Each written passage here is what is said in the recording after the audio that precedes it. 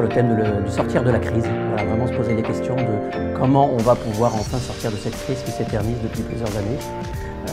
Il paraît que ça va mieux. Moi, je constate qu'il y a encore des secteurs d'activité dans lesquels c'est difficile. La construction, le BTP, les transports. Et puis je constate que nos voisins vont beaucoup plus vite que nous. Donc il faut vraiment se poser la question de ce différentiel de croissance entre eux et nous. Pourquoi nous on est à la traîne? Il a été tout de suite enthousiasmé par le CJD, très content de l'idée de participer à Saint-Malo, qui est sa ville aussi, sa ville secondaire en fait, de pouvoir participer à ce genre d'événement à Saint-Malo. J'ai le sentiment d'être dans la plus belle région du monde, à vrai dire, quand je suis dans l'estuaire de la Rance et à Saint-Malo. Et puis parce que j'ai été invité par le CJD, ce dont je me réjouis beaucoup. Et donc ça me faisait deux très bonnes raisons d'être là et de répondre aux questions et d'exposer un peu quelques vues sur ce qui se passe.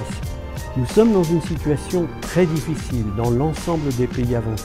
Nous avons à faire face, pas simplement en France, pas simplement en Europe, pas simplement dans la zone euro, à un problème très profond de malaise et de frustration de nos concitoyens auxquels on dit vous allez perdre des marchés vis-à-vis de la Chine et de l'Inde et du Brésil et du reste.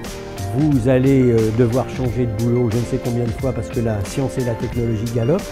Et vous allez vivre plus longtemps, ce qui paradoxalement est un problème parce qu'il faut être plus rigoureux sur les pensions et retraites. Tout ça crée des problèmes, crée de l'anxiété, crée de l'angoisse, crée de vrais problèmes, en particulier et singulièrement évidemment pour ceux qui ont du mal à s'adapter à un monde qui change très vite. Merci de votre attention. Jean-Claude Fichet, c'est vraiment un acteur important dans le domaine de l'expertise internationale, des relations financières, des relations monétaires. Il est évidemment président de la Banque Centrale Européenne, gouverneur de la Banque de France. Donc il a à la fois un recul, puisque maintenant il n'est plus en poste, et il a une parole qui est libre. Donc ce soir, il a pu nous dire des choses effectivement très pertinentes et très claires.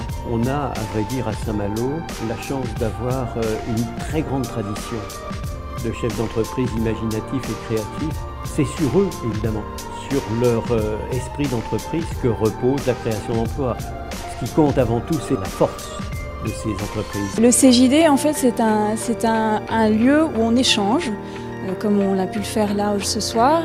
Les 2 années à venir, c'est avec mon bureau et toute cette équipe qu'on va mener ensemble des actions locales. Merci.